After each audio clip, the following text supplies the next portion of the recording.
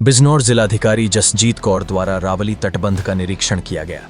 DM ने जानकारी देते हुए बताया कि तटबंध अभी सुरक्षित है तथा तटबंध को सुरक्षित रखने के लिए जिला प्रशासन द्वारा सभी आवश्यक उपाय एवं प्रयास युद्ध स्तर पर किए जा रहे हैं। मौके पर मौजूद जिलाधिकारी ने बताया कि जिला प्रशासन द्वारा प्रयास किए जा रहे हैं कि तटबंध को आज मरम्मत करके पानी पूरा रोक दिया जाए।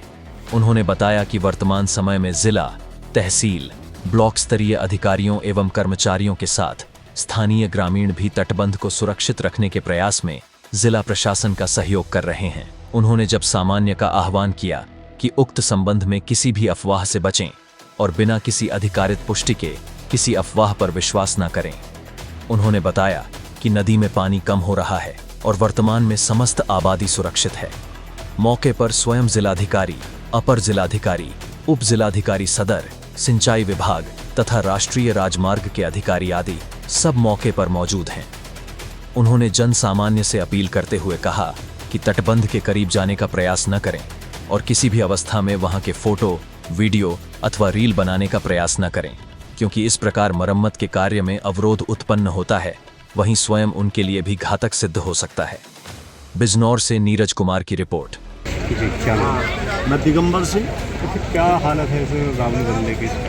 रावली बंदे को लगभग 4 दिन आज हो गए लगातार होते हुए, तो ये अब तक प्रशासन का फेल्योर ही मैं इसको कहूँगा। आज कल जब तमाम वो चीज़ें हुई और रात में ये चला अफवाह के बंदा टूट गया और सुबह तक ही ये ईश्वरीय कृपा से ही बचा रहा। ये कुछ परमात्मा की कृपा रही कि जिस कारण से नीचे वो मिट्टी बैठ गई और ये बचा रहा। तो आज जिला प्रशासन से सुबह बात भी हुई है और जिला प्रशासन इस पर लगा भी है। आज यहाँ कुछ संसाधन भी बढ़े हुए दिखाई दे रहे हैं कि कुछ संसाधन बढ़े हैं, तो कुछ संसाधन बढ़ा कर एनएचआई के अधिकारी अगर चाहें और प्रशासन चाहे, इस जनपद बिजनौर के अंदर तमाम स्टोन क्रेशर और तमाम पत्थर है, उस पत्थर को मंगवा के यहाँ डलवाया जा सकता है, उस पत्थर से अप्रोच बनाई जा सकती है, जाल पहले से यहाँ बनाया जा सकता है। एनएचआई के पास सिल्ट प्लेट होती हैं, उन प्लेटों को अगर लगा दिया जाए, उन प्लेटों को गाड़ दिया जाए, बड़े बड़े बीम एनएचआई के पास हैं, तो एनएचआई के लोग ही और बड़े इंजीनियर ही इसको रोक सकते हैं। नहीं तो ये बंदा लगातार ये परमात्मा की कृपा से रुका हुआ। आज फिर गंगा में बहुत ज़्यादा पानी दिखाई दे रहा, तो खतरा और ज़्यादा बढ़ गया। तो यही सब स्थिति है बंदे। लगभग कितने किलोमीटर का लग रहा है आपको ये टूट जाएगा?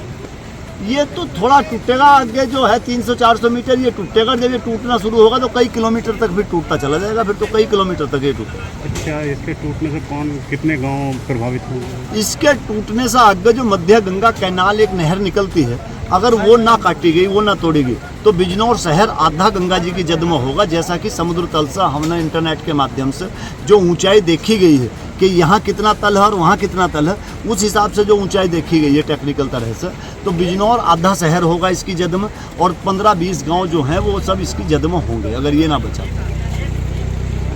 क्या नाम है आपका?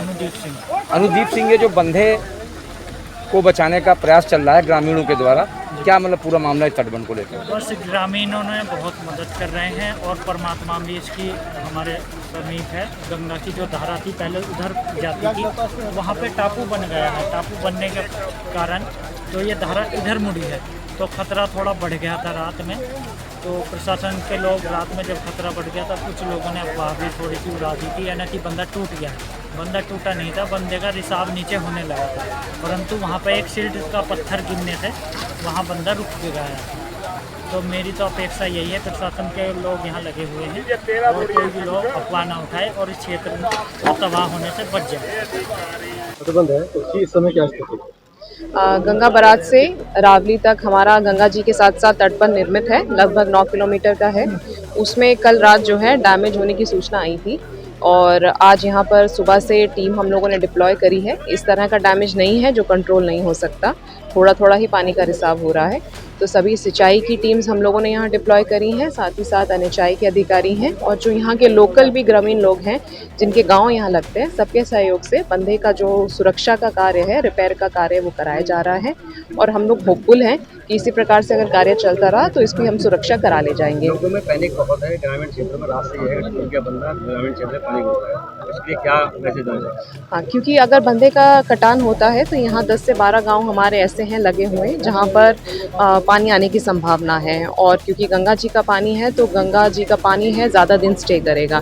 इस वजह से थोड़ा सा हम लोगों ने अलर्ट भी जारी किया हुआ था, ताकि अगर कुछ ऐसी अनहोनी घटना होती है तो लोगों को अलर्ट रहे।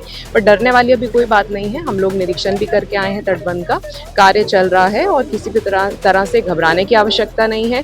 जो लोग यहाँ से फ़ोटो वीडियो रील बना के कुछ भी मैसेज कन्वे कर रहे हैं उस पर विश्वास करने की आवश्यकता नहीं है। हम लोग भी सारे सोशल मीडिया ग्रुप से मैसेज करवा रहे हैं कि अभी तक तटबंध जो है वो सुरक्षित है, किसी प्रकार की डरने की आवश्यकता नहीं है। हालांकि ज़रूरी है कि अलर्ट पे रहें। तो वजह अभी तक क्लियर हो गई है कि वजह क्या रही इसकी गंगा बढ़ाने? वजह जो है, हमारा जो तटबंध निर्मित है उसके साथ गंगा जी बह रही हैं। काफ़ी लंबा जो है लेंथ है इसका, और जैसे जैसे जल स्तर कम हो रहा है वैसे वैसे कटान की स्थिति जो है वो उत्पन्न हो रही है। तो काफ़ी सिंचाई विभाग के पक्के कार्य जो हैं इस तटबंध पे कराए गए हैं, बट कुछ सेक्शंस पे कार्य नहीं हुए थे उस तरह से जिनकी आवश्यकता थी। तो आगे इनकी परियोजना भी लेके इन पे काम कराया जाएगा। जो लोग हैं पीड़ित हैं तो उनको क्या सहायता?